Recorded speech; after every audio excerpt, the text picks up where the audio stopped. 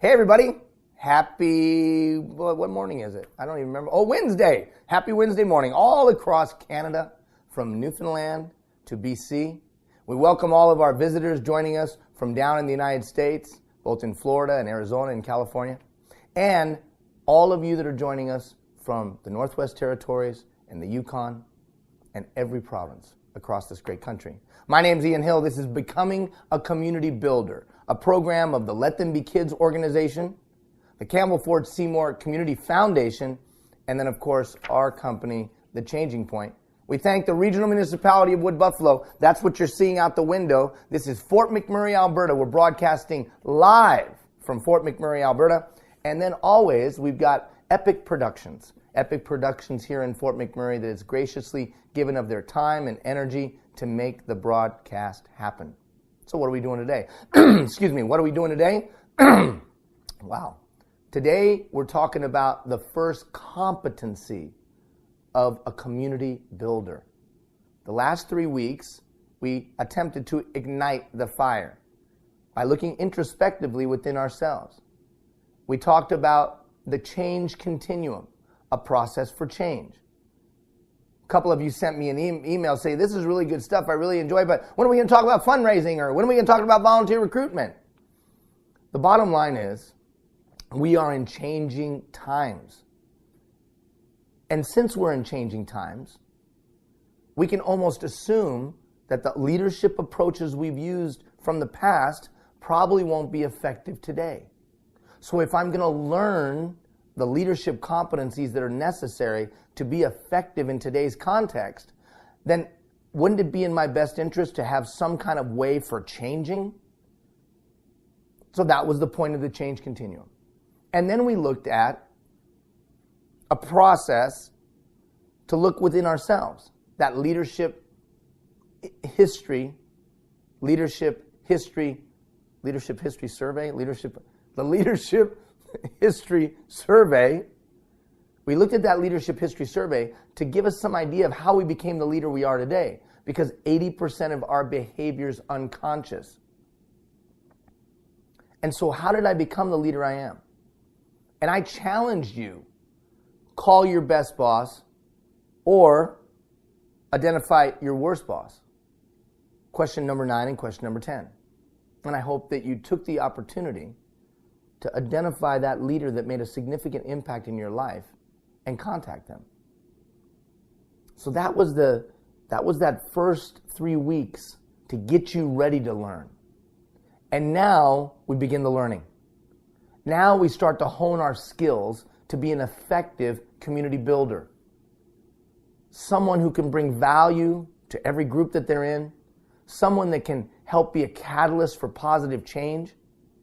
Someone who can, just their very nature is collaborative, tapping into the collective intelligence of others and marshaling human capital to build a community that we'd all want to live in.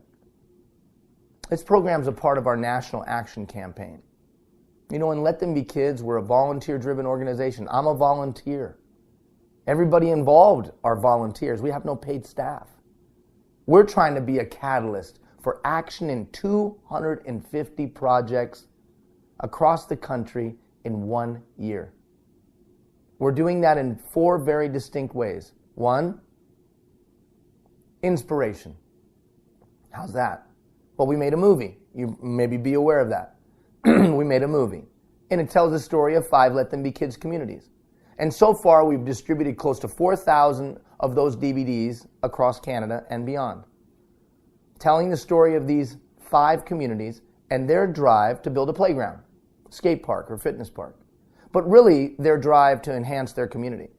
And it tracks their journey and tells their story of how regular citizens can come together and change their world. Maybe they can't change the whole world, but they can change their world. The second step of that national action campaign is what you're a part of now, educate and equip. So the spark of inspiration, I see other people doing something. I see other people achieving something, and I gain some hope. But that spark of inspiration quickly fades unless it's kindled with some kind of education and information. How did they do that thing? And that's here. the education. So we have people from all over the country as a part of this program, free. The only thing we ask in return is go do something. Then the next step is action, the doing. So through our awards, Let Them Be Kids awards, through our educational programs, through our other forms of support, we're trying to be a catalyst for action. And then the final step is celebrate. So as you go out and do something, we want to know about it so that we can celebrate what you're doing. And our goal is to be a catalyst for 250 community action projects across the country in 1 year. And you're a part of that. My point is this: small groups of people, properly motivated, focused on a common goal, not caring who gets the credit, they change the world. And you are going to change your world, your corner of it. No, we might not solve all of the problems of the big bad world, but we can handle our little corner of it. So today, we begin to establish and discuss the competencies of today's effective leader. Now, what's a competency? A competency, good job, Tim. What's a competency? Tim, change. A competency is a complex set of skills, attitudes, and attributes that make an individual good at a thing. It takes certain competencies to run a front-end loader. It takes certain competencies to work in one of the oil patch camps and run a rig or run equipment. Certain competencies. It takes certain competencies to be a great hockey player, a basketball player. It takes certain competencies. Well, it also takes certain competencies to be an effective community leader today, to be able to marshal human capital, to be able to move people from a lot of different backgrounds, talents, experience, and interest, move them towards a common goal. That takes certain competencies. We're going to talk about 5 competencies in the balance of our time together in the coming weeks and months. The first competency we're going to discuss today is an agent of change. Do I know how to change things? Now, I want to read something to you because I want to paint that picture again of what this community builder does. Community builders have the ability to build partnerships and build consensus. They have the ability to inspire. They have the ability to move others towards a shared goal. Someone who can tap into the collective intelligence and energy of stakeholders by acting as a catalyst and a convener. Every one of those words is chosen specifically. They can provide direction when other people don't know what to do. Rather than requiring, they inspire. They have the ability to influence, not through intimidation, not through fear, not through barking, but they have the ability to bring people together and influence through the conveyance of vision and passion and commitment and authenticity and sincerity. They pay attention to trends. They are looking forward. They don't wonder what happened. They intuitively create. But they also look tangibly at trends. And they are system-minded, process-minded. They understand that the world is flattened. And they seek out feedback from all stakeholders so that they can make good decisions. They can facilitate the creation of a collective vision. They are able to create collaborative relationships. They're authentic, they're honest, they're direct, and they generally care about the people that they lead. Community builders. That's you, that's me, that's Tim who's here today, that's Ross who's helping as well. Community builders. By now, you should have taken that leadership history survey. You should have looked back so you can move forward. Hopefully what you've done is you've taken the time to better understand where you've come from. And through the life's 5 most urgent questions, you started to contemplate where you want to go. So today we begin the discussion of the community builder. And we specifically talk about an agent of change. Do you know how to change something?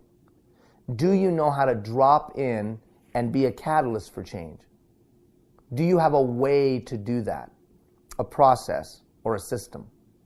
And I got to talk to my man here, Tim. Tim, make sure that I can see that clock so I know where we're at time-wise. We got to stay time-wise. So this agent of change has a process, a system, if you will, for changing a situation, a dynamic, a neighborhood, initiating an initiative, or a project. But the times require a different approach. So the agent of change understands that we live in a change context and recognizes that the way that you're going to change something is by understanding, demonstrating, and exerting influence through trusting relationships to act as a catalyst for change. So the agent of change says to themselves, I'm not going to be able to intimidate, I'm not going to be able to fear, I'm not going to be able to trick, I'm not going to be able to manipulate. The only way I'm really going to get things done today is I got to go out and build trusting relationships. And in those trusting relationships, then I can act and I can use my influence to act as a catalyst for change. I don't need to have a title. I don't need to have money. I don't need to have big names on my board of directors. All I need to do is go build trusting relationships. And so in the balance of the next 3 weeks, that's what we're going to talk about. How do I act as a catalyst for change through building trusting relationships? Now, some of you might say, hey, Ian, that doesn't seem, I'm sorry. That's the challenge with live broadcast. Some of you might say, well, how would you do that? I don't even know where to start. Well, we're going to give you some processes starting today of how to expand your sphere of influence. Let them be kids. When we started, had nothing. Still today, we really have nothing except our ability to build trusting relationships with people, to sincerely and authentically give of ourselves, to cast a vision of what could be, and then support people in reaching their potential as they reach for that vision. Really, in its essence, all we do is build trusting relationships with people of influence. That's it. So I'm going to share with you a strategy for doing that. Before we do, as we will now do every time we get together for these teaching sessions, I want you to do a little self-survey. You see it in your handout, because they are the indicators of an agent of change. So the competency, agent of change. The description, understands, demonstrates, and exerts influence by building trusting relationships to act as a catalyst for change. Well, how do I know if I'm doing that or not? Well, you're going to take this little self-survey. And because you're really, really busy in your life, over the next 3 weeks, you only have a certain amount of time to allocate towards learning. It helps you clarify where you should focus your learning energy. Now, it's really, really simple. 10, I'm totally like that. 1, I'm nothing like that, right? 10, I'm totally like that. 1, I'm nothing like that. So I'm going to read the questions just randomly. I want you to take the self-survey really quickly. Hopefully, you have your handout, right? Your handout. Hopefully, you have that. Sound guy hates when I do that. Hopefully, you have your handout. So let's just go through it really, really quick. I will just randomly read them off. I believe I can make a difference. You say, well, that's trite, Ian. Do you really believe you can make a difference? Do you trust that you can make a difference in the depth of your heart? I believe I can make a difference. I'm aware that people learn and communicate in a variety of ways. I can adapt my communication style to meet the communication style of others. Do you even recognize what your communication style is? How am I going to build a trusting relationship? How am I going to be able to exert influence if I don't understand that there's different communication styles amongst all the people that I interact with? And it used to be that I would expect people to bend to my communication style. But not in today's user-driven society. I better be able we would expect followers to bend their communication style to the leaders. But that's not the case anymore. Today, they expect me to bend to them because we're in a user-driven society where they dictate. Every other institution that they interface with bends to them, or at least gives them the perception of doing so. So all of a sudden, I've got to be aware of my communication style, and I got to be willing to bend. I understand my emotions and the impact that they have on my performance and the performance of others. I can facilitate activities that will remove attitudinal barriers. Do you know how to recognize an attitudinal barrier? Can you remove that attitudinal barrier? Many of you have emailed me and said, I need to know how to raise money. I need resources to do what I want to do. No. You need to remove attitudinal barriers. In Alberta, if the right seven people decided that something was going to happen, it would happen. If in your province or territory, or your community, or your state, or your town, or your city, if the right 7 people decided that something was going to happen, it would happen. So is it about resources, or is it about creating attitudinal shift towards the thing you want to do? I would suggest it's about an attitudinal shift. So can you recognize those attitudinal barriers? How about this one? I understand political governance at the local, provincial, or state and national levels. I can influence the political decision-making process. I can apply strategies for positive media relations. I enable groups and organizations to collaborate and achieve synergy. I can apply a diverse and sophisticated set of facilitation models and skills and techniques. An agent of change understands it's all about trust today. Well, what do you mean it's all about trust today? Well, let me give you an anecdotal example. Let's say now you want to go on a trip. Yeah, you want to go on a trip. You want to go visit some place. In the past, I would call an expert. Yeah, I would call an expert. We call those people travel agents, right, Tim? Travel agents. I'd call an expert. And I would ask them, hey, where do you think I should go? And tell me about that place and give me some good deals and so on and so forth. Today, how do I plan a trip? I go to some website and I look at stars or smiley faces, and then I base my decision on those stars, smiley faces, and comments. It's influence-driven purchasing. And it's trust-based purchasing because I believe all of those smiley faces and stars more than I believe the expert. That's crazy. It's absolutely nuts. And yet, you and I do that every day. Why? Because we don't trust the institution or the expert anymore. We trust what we believe to be this organic community that gives their true opinion to us, or at least we think so. We are influenced because we believe it to be a trusting conduit of communication. And we actually make our purchasing decision from smiley faces and stars. So what does that tell me? That tells me that it's all about trust. That I can be influenced in my decision making if I trust the information and I trust the conduit of communication. So anecdotally, when I want to do a project, or when we want to do a project, I know it's always going to boil down to trust. The agent of change understands that we are in a change dynamic and that people make their decision to give their time, their talent, and their treasure to something they trust. And they give to why and not how. So oftentimes when we launch a community-based project, we talk about the how this and how that and how are we going to do this and how. Forget that.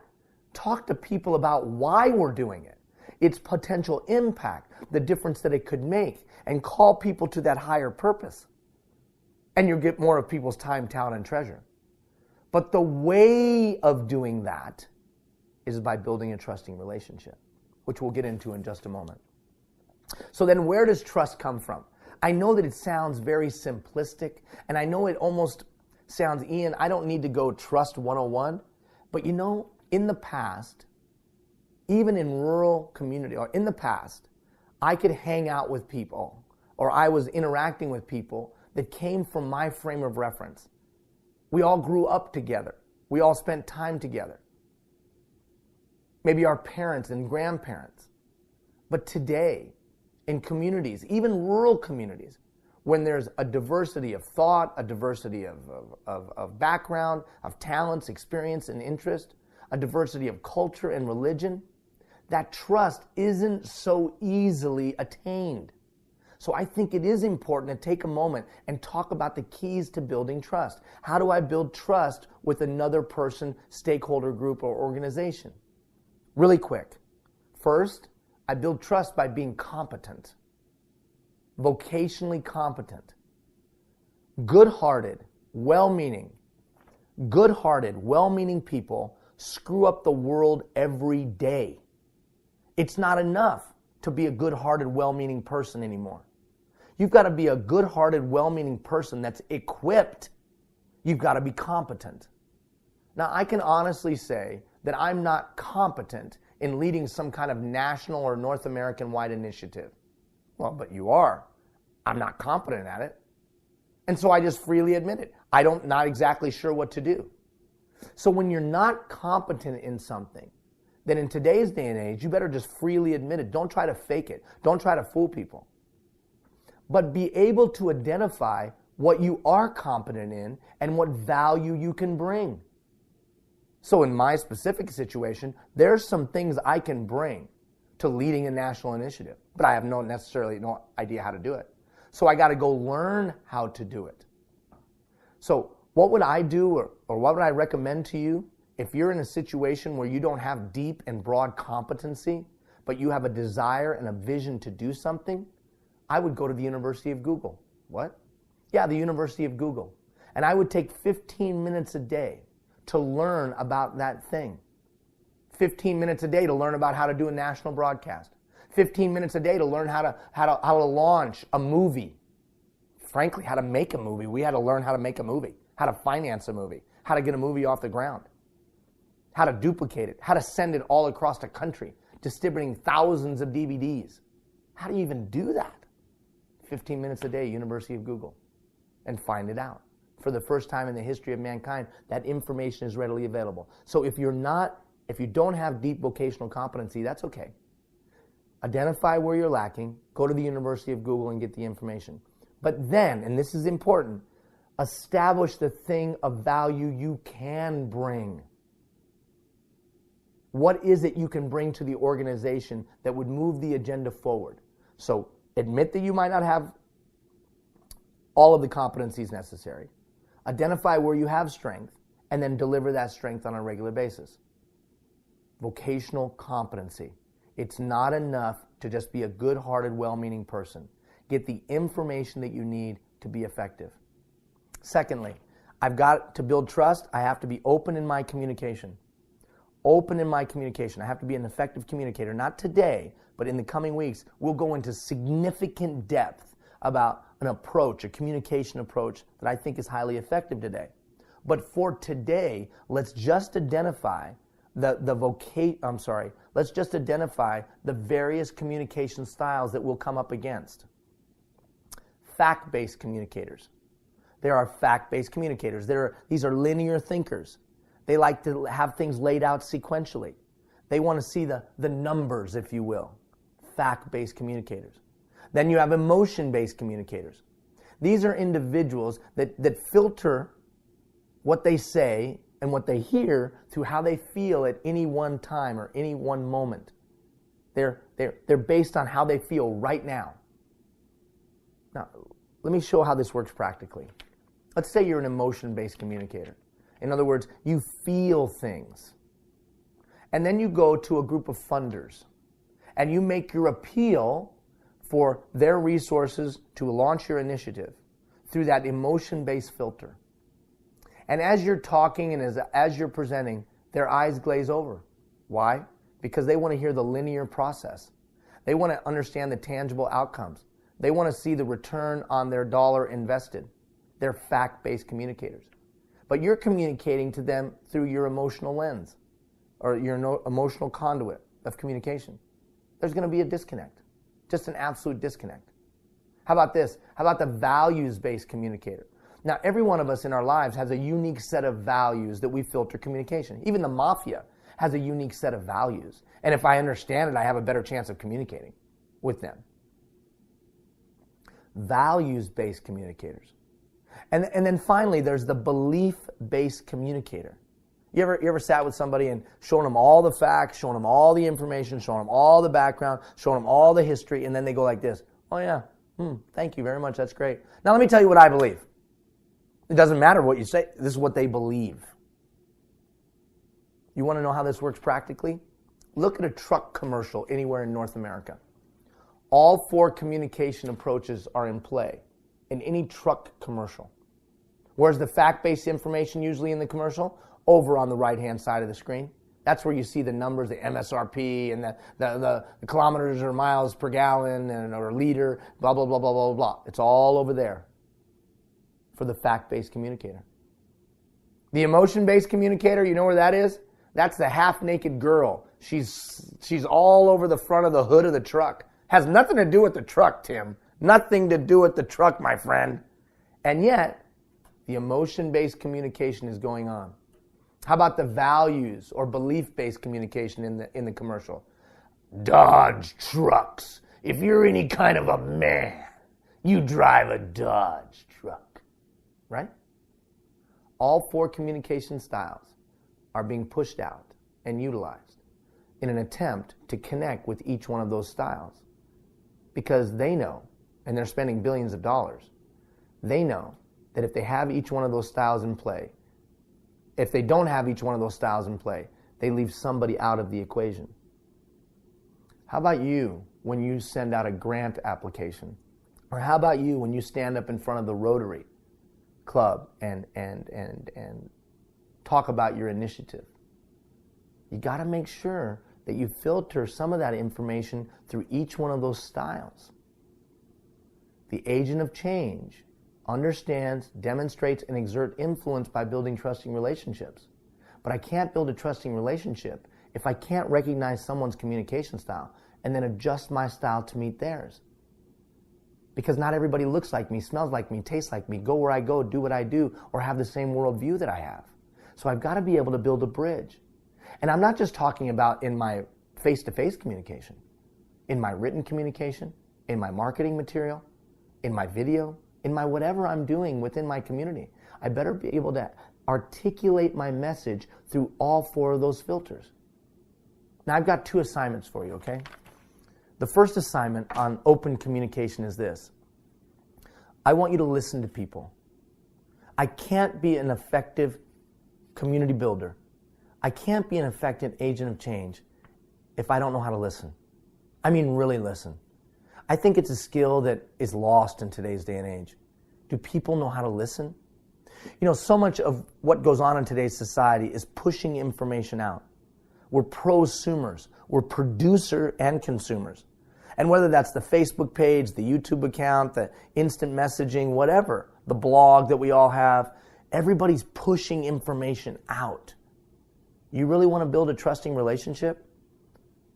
Listen. There is nothing more validating than a person feeling understood. When I sit with another human being and I truly listen to them, or you sit with another human being and you truly listen to them, and they get the sense, wow, Ian understands me, or wow, Ian understands us. That day, we've just started the solidification of a trusting relationship. And as soon as we get to that point, I can exert influence because they feel in the depth of their heart that they're understood. Nothing more powerful than that. So when you go out to build a collaboration, or you go out to build a synergistic relationship with the organization, it's not going to happen till they think you understand what they need, their dreams, their wants, their desires, their aspirations. As soon as they think that you understand them authentically and sincerely, we got alignment. And when we got alignment, now we got a collaborative effort. Now we can share resources and thoughts and ideas, and we can actually move something forward. It all starts with listening. So here's the exercise that I want you to do, intangible exercise that I want you to do over the next 7 days. I want you to listen. I want you to practice listening like somebody's going to die at midnight. What? We're bad listeners, man. All across Canada, all across the United States, all across North America, we are horrible at listening. So I want you to focus on people. This is the idea. I'm going to want you to focus on people. Like at the stroke of midnight tonight, they'd be gone. God forbid. But they'd be gone. They'd be gone. If you were to listen in that way, guess what? You wouldn't worry about the phone or smartphone vibrating on your hip. You wouldn't worry about the email that's coming in. You wouldn't be distracted by all the other things. You'd focus on that human being because you know they were leaving. And when you do that authentically and sincerely, you pick up so much information from what's being said and what's not being said. What am I listening for? You're listening for people's needs, their wants, their desires, their hopes, their aspirations. You're validating who they are as human beings. Don't they deserve that? Yeah, but I don't understand how this helps me be a community builder. It is the essence of community building. Because when another human being feels understood, we've built better community because we've built deeper relationship. So that's an intangible exercise that I'd like you to do. Now here's a tangible exercise that I'd like you to do. I want you to send out a survey. What? Yeah, I want you to send out a survey. It's going to have 3 questions. What am I doing right? What am I doing wrong? Suggestions for my improvement. And if you could send me back to school, what class would you make me take? What am I doing right? What am I doing wrong? Suggestions for my improvement. And if you could send me back to school, what class would you make me take? The purpose of this exercise is to get feedback. Now, when you send it out, you're going to ask people to return it to you anonymously, however you want to do that. Have them, put it out on a Microsoft Word document, send it out to people, tell them to mail it into you. Or tell them to drop it off at wherever. Tell them to put it underneath your door. Send out the survey. And if you're part of an organization, send out the survey to other organizations that work with you or interface with you. Or if you're part of a department, send it out to other departments. Get people's feedback. Now, the purpose of this exercise is listening. Listening. Proactively gaining information to help you improve. But a residual impact is you have an opportunity to build trust. Imagine this. You ask for feedback. You get the feedback. You take the feedback and go and do something with it. Imagine, if you will, if you got information, if you then took that information and worked on the feedback that you received and got better at the thing that people pointed out that might be a deficiency or an area for improvement. How do you think the person who gave you the information feels when they actually see you working on the thing that they recommended? Do they respect you more? Do they trust you more? Do they believe in you more? I bet they do. This is a proactive way to create an opportunity to build trust. How do you think I'm doing? Oh, you think these are some areas I could grow in? Let me work on that. And then you work on it, and they go, wow, first of all, I would never send out that survey. That's pretty brave. Wow, they actually took what I said and started to work on it. Wow, they actually improved in that area. Holy crap. That's the kind of person I want to be around, or that's the kind of organization I want to align with. Do you know how to build a trusting relationship? Are you willing to send out a survey to do so? Can you listen? I mean, really intently listen? So 2 exercises. Exercise number 1 is intangible, and that is listen to people like they're going to die at midnight with your whole heart, your whole soul. Oh, and by the way, I want you to start that at your house. Start with your kid. Listen to your kid that way. Listen to your spouse that way. And why am I having you start practicing at home? Because that's the toughest place to do it. And then, more tangibly, I want you to send out that survey over the next 7 days. And then when we have our coaching session, I'll talk with you about what that feedback can mean. All right, the next step, clarity of outcome. Not today, but when we talk about planning. When we talk about planning, an effective planning, engagement approach to planning, we'll talk about clarity of outcome and being an outcome-based, impact-focused thinker. But for today, just know this. I trust people, or I'm more likely to trust people who give off the impression that they know where they're headed. I don't trust people with my time, talent, and treasure that give off the impression they have no idea where they're going. So where are you going as an individual? Do you have a direction? Do you have an outcome? Where are you going as an organization? Do you have an outcome? Do you have stated mission and purpose and goals? We'll get more into it. But stop and just think. The people that you respect most, those question number 9s, those best bosses, I bet you one of the reasons you respected them is they had some concept and some idea of where they were headed in life and where their organization was headed. Today, I think we trust people that have a high emotional IQ. In other words, we don't trust people anymore that are volatile, up and down. We want people to be fairly even keel. Because if I'm going to give somebody my time, talent, and treasure, I want to know that I'm not dealing with a powder keg. In the past, we were more forgiving, right? Somebody would blow up, they'd come in the next day, they'd apologize, and we all went, no problems. But we're a lot less forgiving society today in a lot of different ways. That high emotional IQ really manifests itself in something very easy. Well, very easily stated, difficult to do. It's about disengaging the clutch. Yeah, the ability when I feel my emotions rising or I sense something coming out of my mouth, I can disengage the clutch and I can say to myself, what's the best thing for me to think, say, and do at this moment to move my agenda forward? Not what do I want to say, think, or do right now. Because oftentimes there's a difference between what I want to do and what would be the best to move the agenda forward.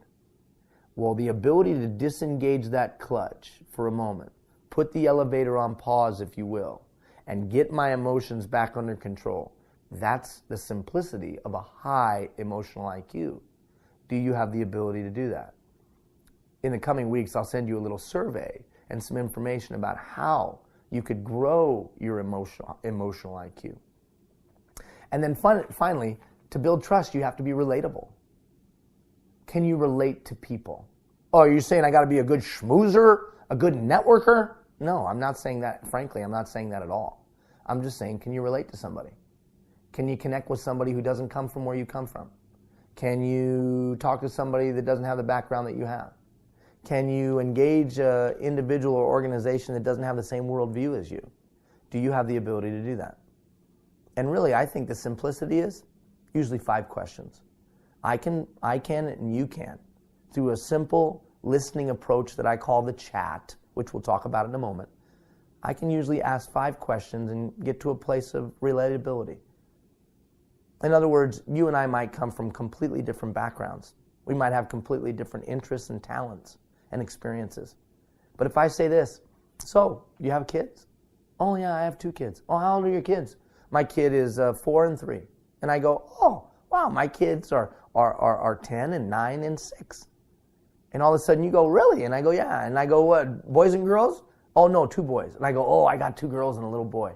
And the next thing you know, we have something that we can relate on. Or let's say you look at me and say, oh, no, I don't have any kids. Oh, well, where are you from? I'm from, Corner Brook, Newfoundland. Oh, you're from Corner Brook. I've been to Corner Brook. All of a sudden we have something to relate.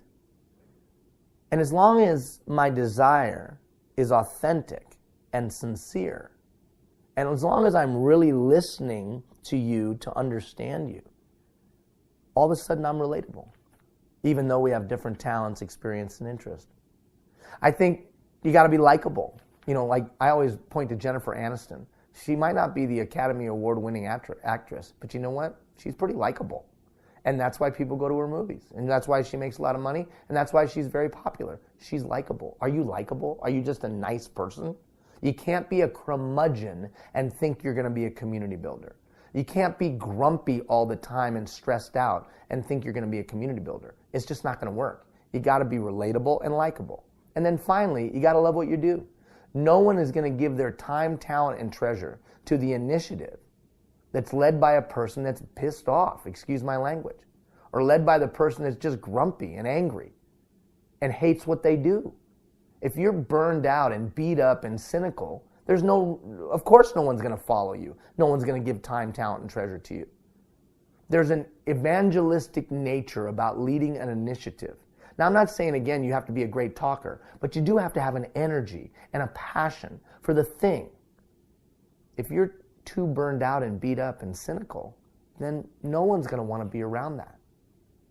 Trust comes from these ingredients. It's a simple formula. Do you know what you're talking about? Are you vocationally competent? If you're not, go get the information and become vocationally competent. Do you know how to communicate? And do you understand the four approaches or filters of communication? Fact-based, emotion-based, belief-based, and value-based. In the coming weeks, we'll talk more about that, and I'll give you a process, an effective process for communication. But the bottom line is, do you first see what kind of communicator you are personally? And can you adjust your style to meet someone else's? And I gave you 2 exercises. Listen like people are going to die at midnight. Give them your full heart and soul over the next 7 days, starting with your kids and your spouse or your significant other. And then a tangible exercise. Take and send out that survey. High emotional IQ, clarity of outcome, relatable, likable, and loving what you do. All right, let's move, and we've got about 10, 15 minutes to go. I want to now talk about a process. Starting on Monday, I'm going to send you an email every day. Every day? Yeah. Because we're going to unpack this process. The agent of change has a process, has a way to expand their influence. So in other words, they can drop into a situation, they can launch an initiative, they can begin a project, and they realize that when doing that it's going to take influence. So they have a way to go gain influence. They have a way to go marshal human capital. They have a way to expand their sphere of influence to get things done through those trusting relationships. So starting on Monday, I'm going to walk you through a very linear way to do that. But I want to begin that today. Now, it takes into consideration this approach, if you will, this tool in your toolkit, takes into consideration a couple of things. It takes into consideration that in today's day and age, somehow I've got to catch people's attention. Somehow I've got to penetrate the white noise of life. Most citizens today, even in the smallest communities, are bombarded with information. And whether that's a banner ad on their homepage, whether that's an instant message, whether that's a text message, whether that's a television commercial, a radio ad, whether that's a billboard, whether that's a flyer, whether that's just face-to-face chatter that they get every day, people are inundated with information. And how in the world are you going to catch their attention? How in the world are you going to get them to pay attention to your initiative, your project, your program, your thing? Literally, it's almost impossible to get people to catch a hold. You know the number one way to do it? The number one way to do it? Relationship. How do you get someone to open up your email? Have it be from somebody that they respect, or have it be from somebody that they appreciate, or somebody they have a relationship with. They're more likely to open it. Conversely, it takes 6 media impressions for someone to make a purchase. And then finally, we know, you know, and I know that there is inertia in play in communities. That's the physical law of motion that says something in place tends to stay in place unless there's a force. And you know what the most powerful force is today? Influence. Trust. That's why you make purchases based on stars and smiley faces, not from experts. So we had to take that into consideration when we said to ourselves, we want to expand our sphere of influence. We want to gain people's desire to participate in what we're doing. So we came up with a simple strategy. Now, frankly, the strategy I'm about to articulate has been around for thousands of years. We might have just put modern words on it. So here's what we're going to do. I'm going to ask you to identify 3 people of influence. Now, make no mistake, I'm not talking about people of prominence. I'm talking about people of influence. See, there's a lot of people of prominence in your community. We got to get the mayor on board. We got to get the MP on board, or in the States, we got to get the congressman. Really? Are they people of influence? Like you and I both know a lot of people of prominence, someone everybody knows, that we all think is a joke, that we know can't get anything done. Whenever somebody calls me and says, I want you to come in and help with a community-based project, you know what I always say? Let me talk to the people of influence. And that person of influence might be the mom with the loudest mouth in town. She's the person of influence. So I want you to make a list of the people of influence that you'll need on board to get done whatever it is you need to get done. People of influence, not the people of prominence. Then I'm going to have you color code them. I want you to color code them. Red, they have no idea who you are, or they're against what you want to do. Yellow, they're indifferent. They may know who you are, they may know what you want to do, but they don't care either way. Green, they're on board, but they're not necessarily a champion out evangelizing your thing. Who are those people of influence? Step number 1. Step number 2, identify them or color code them. Step number 3, and we call this strategy 100 cups of coffee. We're going to execute a 100 cup of coffee strategy. What does that mean? That means I'm going to go work to build a trusting relationship with those key people of influence. In whatever the stakeholder group is, I'm going to identify the people of influence, I'm going to engage them, and I'm going to work to build a trusting relationship. Now remember, we've got 4 days next week that we're going to talk about this, so I'm just giving you an overview right now. So once I've identified those people of influence, once I've color-coded them, red, yellow, and green, my goal is then to move them one notch. If they're red, I'm going to try to get them to yellow. If they're yellow, I'm going to try to get them to green. If they're green, I'm going to try to move them to being an evangelist for what we do. But the way I'm going to do that is very different. When I go have that cup of coffee, typically, I'm going to go try to sell them, right? Oh, let me have a meeting with you. I want to tell you about what we're going to do. And then I sell them. And this is why it's important, and this is why it's valuable, and this is why... That's what I would typically do. But that's not what we're going to do. What we're going to do is just go build a trusting relationship. And we're going to use an approach that I call the chat. I'm just going to have a chat. The key elements to the chat, I'm going to do 80% of the listening, 20% of the talking. I'm going to ask open-ended questions so I understand what that individual or that group or that organization's dreams, desires, hopes, aspirations, stated mission, and goals are. I'm going to try to figure out what they're trying to do. And I'm going to try to understand them to their satisfaction. And then and only then will I let them know what we're doing and how it might further their agenda. Completely different approach, in my opinion, than the approach that most people use. So stop and think about that now. We've strategically identified the people of influence. We're going to go have 100 cups of coffee. In other words, I'm going to go have a chat, meet with them. And that 100 cups of coffee could be literal or it could be figurative. I'm going to go meet with them. But when I meet with them, I'm not going to try to sell my thing. What I'm going to do is listen. I'm going to listen to their dreams, their wants, their desires, their hopes, their aspirations in an attempt to understand them to their satisfaction. Then and only then will I try to show them how what they're doing is in total alignment with what I'm doing, or their dream can be fulfilled through the thing we're trying to accomplish. What's that the beginning of?